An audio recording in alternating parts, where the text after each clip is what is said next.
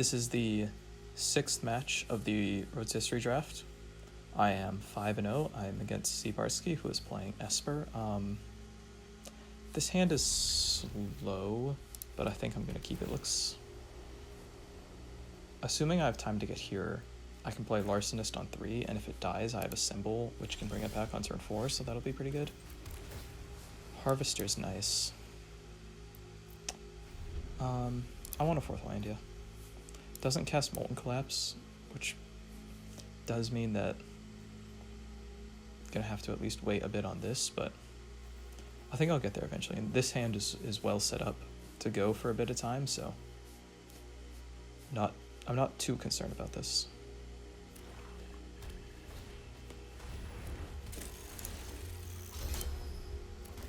Marionette Apprentice. That's actually rather annoying given the fact that I have this Harvester. Like, they'll get to keep the 1/1, but a 1/1's not the biggest threat in the world, so it's not that bad. I'll just pass here and see what they play. Are they on Esper? They took a decent number of blue cards. I guess they could be black-white.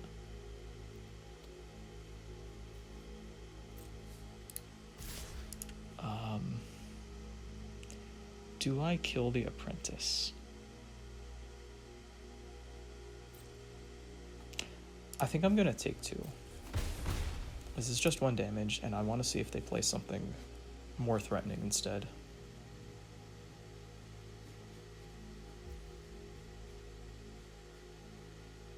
They play nothing. I think because I'm not under much pressure, and because Harvester... Well, if I pitch the Harvester now to kill this, I can assemble it. So I'll still have access to this ability. And if I want to hold up 3 steps ahead next turn, I just want to fire this off now.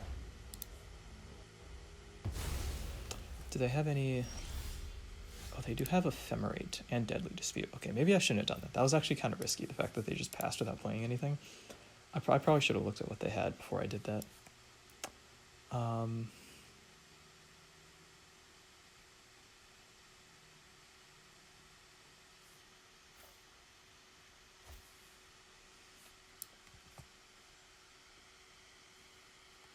don't see any...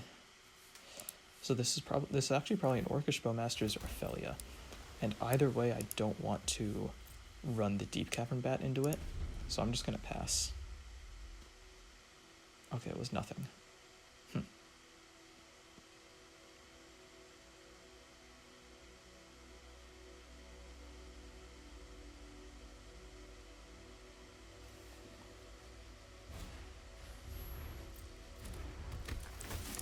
3-Raven Inspector, that's not bad.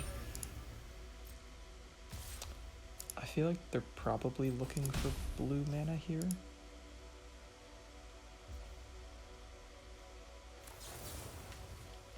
So I'm just going to play the Assemble on the Harvester and then just play it next turn.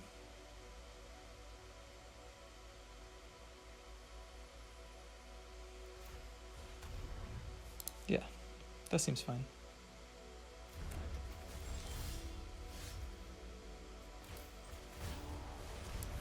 And now I'll have a 4/4.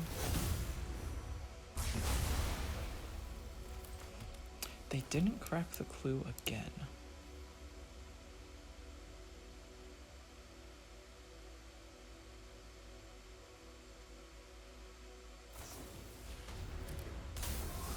Okay, so they do have Bowmasters.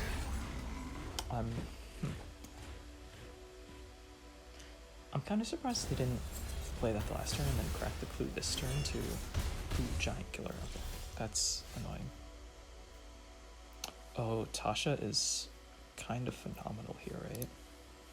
We just +1 and force them to have a good answer to it. Goodness, this card is so good. And this card is so frustrating to play against. It's just, oh my goodness. Welcoming Vampire, sure.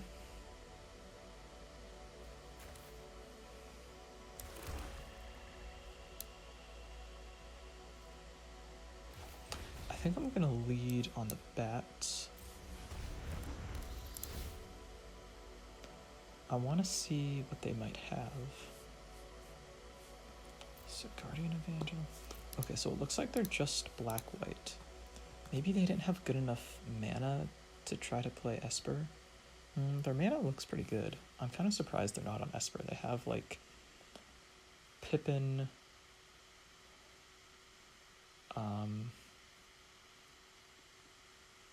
Reflector Mage. Well, I'll look at that later.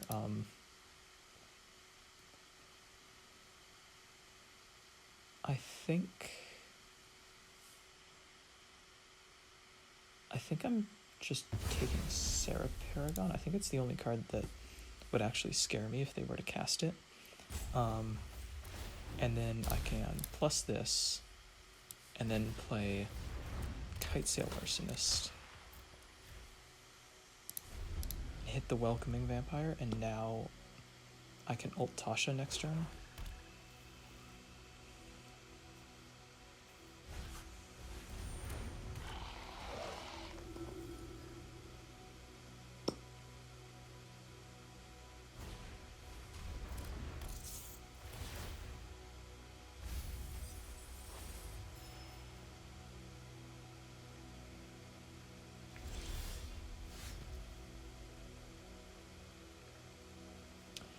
But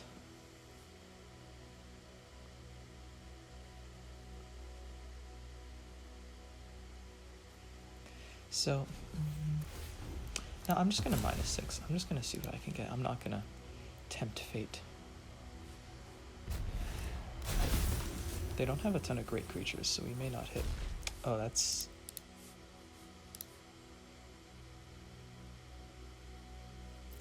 actually kind of bad. I have to be really careful that I don't flip this. Because now... Oh, and I hit a Rite of Oblivion? Okay, so I definitely want to hold up 3 steps ahead.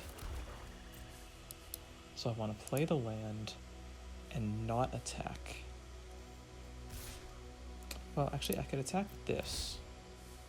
But I don't want to gain another life because I don't want to flip Sorin.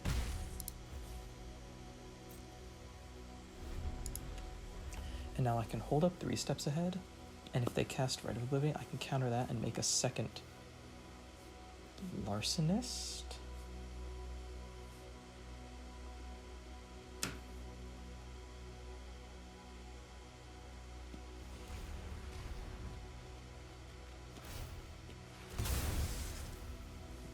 They're just sacking the clue.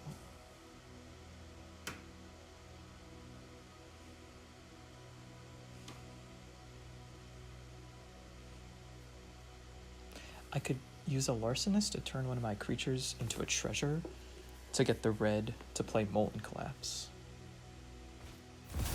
That might be something I'm interested in. Liliana.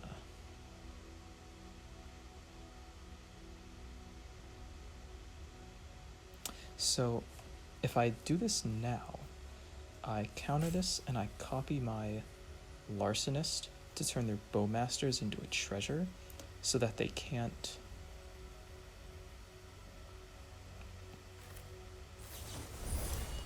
kill my bat. Target an artifact or creature you control. I target this one.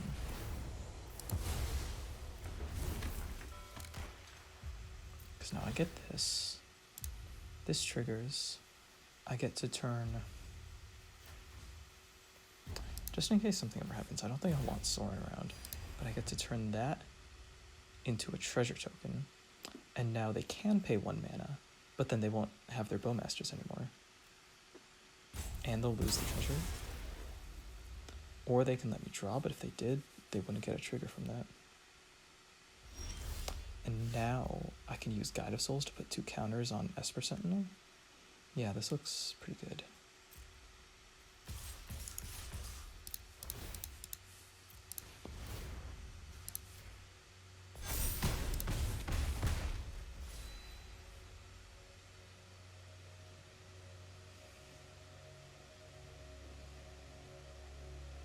They do have Meathook Massacre in their deck, which is actually very scary right now.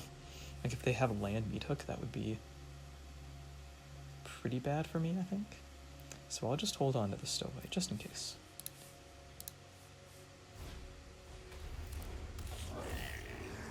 Stalker. Okay, that can kill the bat, but they're still in danger from all my creatures. Okay, so they had neither land nor Meathook. Okay, so if a creature dies, I'm going to be taking 2. But I think that's alright.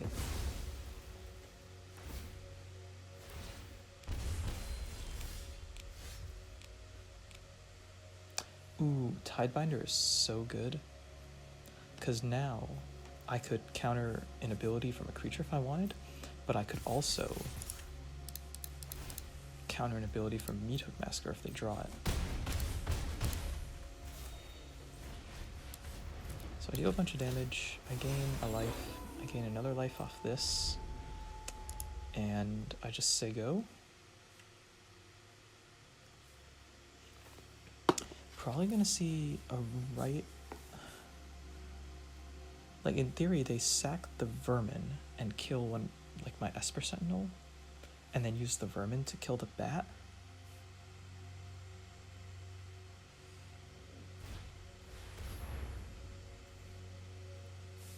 They're just gonna play the Specialist, I guess, to get back the Bowmasters. So if I Tidebinder this, they can't cast any more spells, they can't activate any more abilities, they're going to be at 8 life, and I'm going to have 9 unblockable power. Sounds good to me.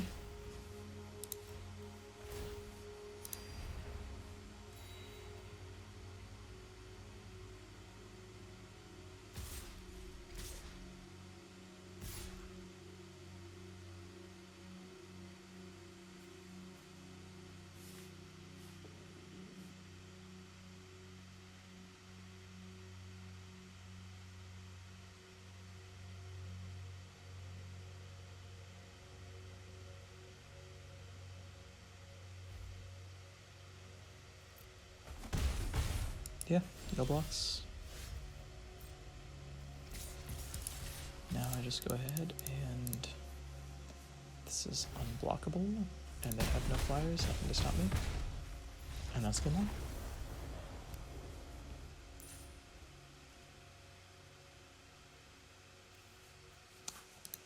Okay, seeing that they're only...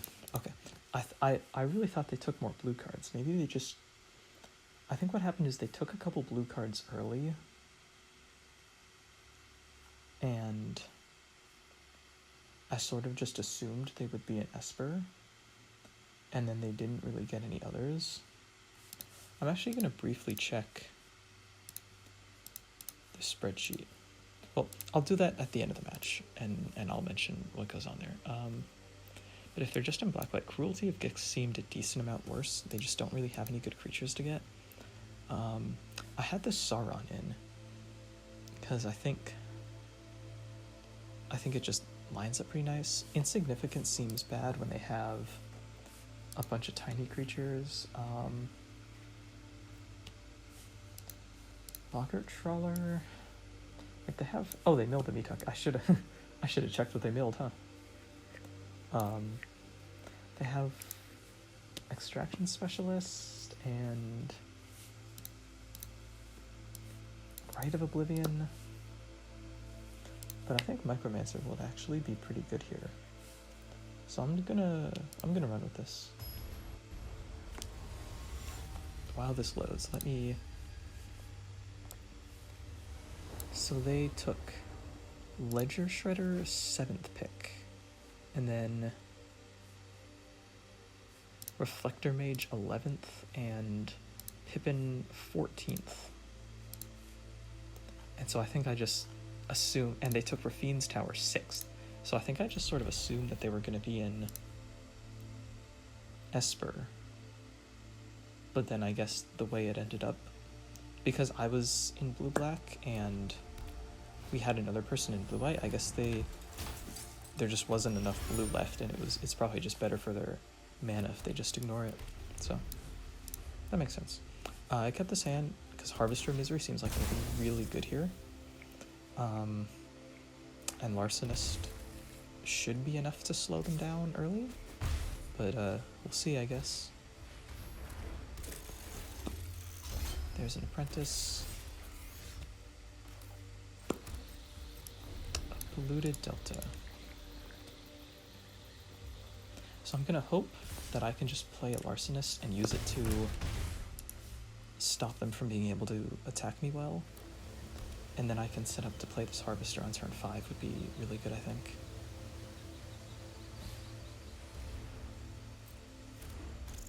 Gnawing Vermin. 2 lands. Okay, so I'm gonna play Larcenist on my turn. Unless I find something interesting off this Surveil. 3 steps ahead. That seems pretty good. And I think I'm gonna get rid of the Apprentice here, because I want to be able to play the Harvester and not take a ton of damage. This does, like, well, if they sack this for treasure, I don't think that's that big a deal.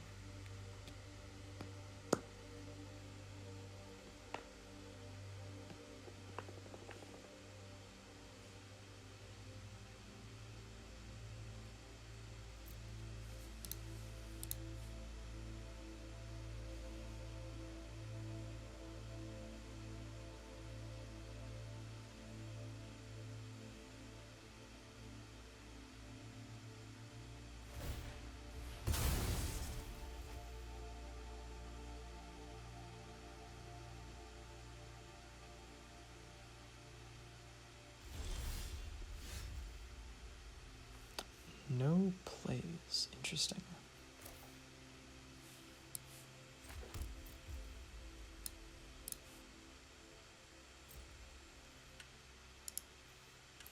So I don't really want to play Bat because I know they have, well, if I play the Bat and they just cast Bowmasters, no, I think I'd rather hold up the Counterspell and the Tidebinder. I could Tidebinder this, but I don't think it's actually that big of a deal. I'd rather Tidebinder like a Teysa or a Shouldered. I also have the Counterspell for that, but it could come up later, and the Tidebinder would just die to my Harvester anyway, so.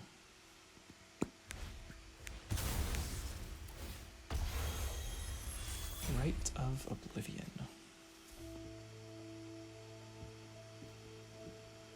I can't.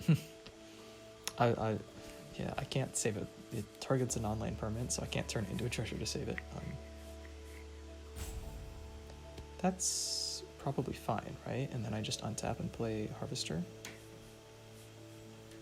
I'll probably actually just activate Takenuma here and see if I can hit something good.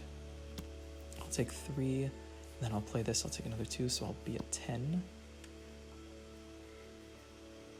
Or I could play the Tidebinder and just eat the Apprentice. I'm actually kind of interested in this. No, I'm just going to take the 3 and play the Harvester. This is fine. If I whiff, I whiff. That sucks.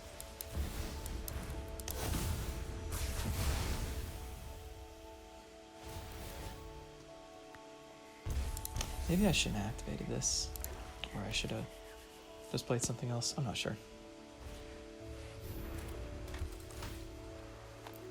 Yeah.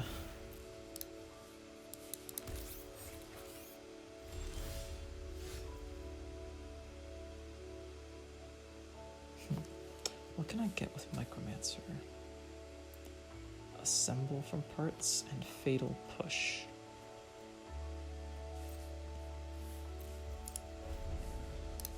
I think I'm going to pass, and if they try to Rite of Oblivion the Harvester, I'll counter it and draw 2.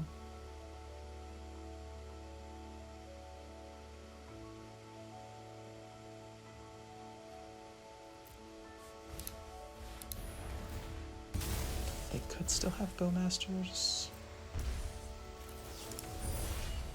I'm just gonna hope they don't, I guess. Alright, they didn't. That's pretty good. I think Stowaway is the least useful card right now. So now I kind of want to play the bat to check what's in their hand. Yeah, I'll play the bat and I'll see what's in their hand. Oh, Meydän Massacre. I don't mind if I do. And now I'll play the Micromancer and grab Assemble from parts. And actually, I will attack, won't I? Because I'm not really in danger of dying right now.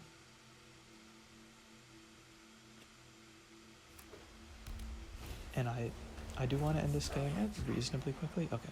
Stalker's not really a threat, so... I guess they can kill this and have me took up. But now that I have Weave the Nightmare, I'm really not that worried about it. I don't just want to randomly die, so I'm okay with this.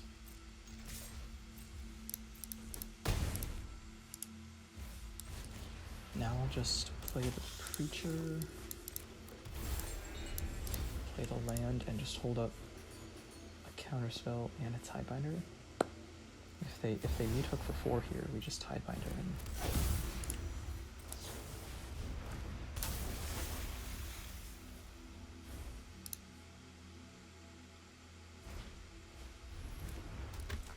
this card is so impressive. Genuinely, every time I've had this card, both in this draft and in the regular drafts, it's just been so good. Okay. Do I have lethal? So I assemble from parts the Micromancer. I use it to find Fatal Push. So that'll cost me 1, 2, 3, 4. 5 for the Fatal Push and 3 for the Weave the Nightmare. And I'll need 1, 2, 3, 4, 5 black mana. 1, 2, 3, 1. Okay, I believe this works. Get this. They're not going to gain any life, so I'm going to decline. Black, black, 1 to this. Say yes, get Fatal Push. Get Fatal Push on that. Oh, I did forget about this, but it's just taking damage. It's not then gaining life. Now I kill this. And I attack for 10. And there it is.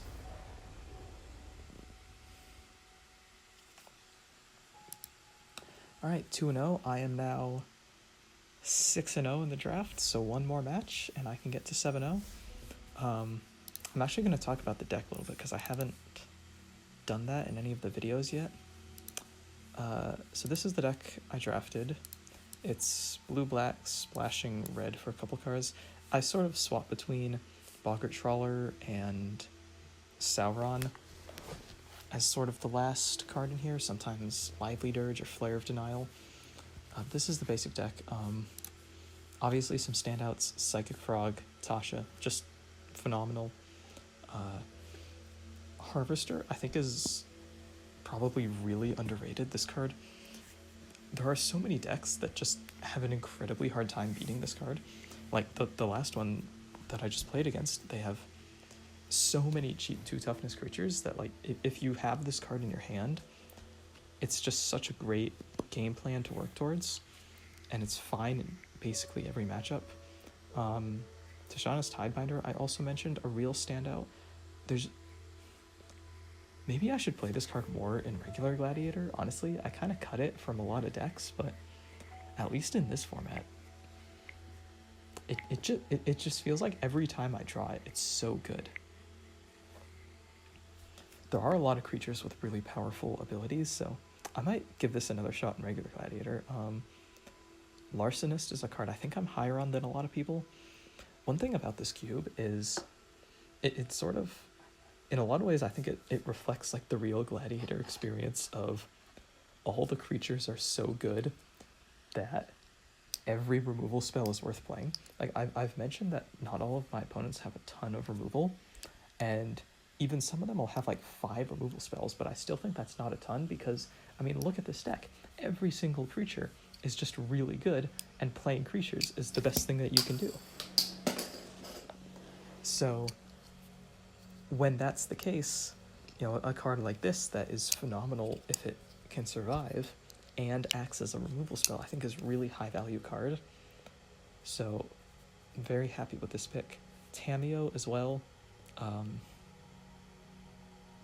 I think Tamiyo is the best 1-drop in Gladiator. I know that might be kind of controversial, and I'm not maybe super confident in that, but just it's a 1-drop that you can play on turn 1 and know that if you even just get 1 turn with it alive, you're going to start generating a great and meaningful advantage, and no other 1-drop really does that. A lot of other 1-drops have issues, you know, Mana Dorks can kind of do that, but Mana Dorks are really bad in the late game. Tamiyo's not. Cards like Ragavan and Ocelot Pride are better if your opponent doesn't have anything, but they get a lot worse on the draw, and they can also be blocked. And Tamiyo just is always good, is super cheap, don't have to worry about it, you just play it and it just works. That's everything I really wanted to mention about the deck. Obviously, it's working out pretty well. I'm 6-0. I did 2 regular drafts of the cube, and I believe I drafted a blue-black deck both times. I think I had like a Sultai and an Esper deck, and I had I think I had Psychic Frog in both of those as well. And I mean, this card's just insane. Did you know that this card triggers when you hit a Planeswalker? I didn't know that, and then I attacked one, and I found out. Just really crazy stuff. As far as the red splash goes, I've got Molten Collapse as another removal spell, and I mentioned removal is just super important. I think you just want every removal spell you can get, and so Molten Collapse helps with that. And then Crucius, I think Crucius is a really powerful card. This effect is you just always draw well, and it ramps you and it fixes you. I mean, having fixing on a splash card is maybe not as helpful, but in a format where, again, I keep mentioning, people are not gonna be able to kill all of your creatures. So if you can stick any of them, you're gonna get a great advantage. Crucius is just another great way to do that. And it means that you're just always drawing a good number of lands and spells, which, you know, in a game of limited, it is something that's really worth going for. Have some more looters, some more card draw over here to just facilitate that. So I think I've won. I think, how many games have I lost in the actual draft? In the actual official matches, I think I've lost 1 game. And I think a lot of the games I've played have gone pretty long, and I've just been able to win them because I have all these looting effects, all these card draw and card advantage effects, and my opponents just haven't been able to recover from stuff like Tasha and Harvester of Misery. So that has appeared to work very well. I'm happy with the lane I chose, and thank you for watching, and I will see you back for the 7th match where we can see if I can go 7-0. All right, thank you.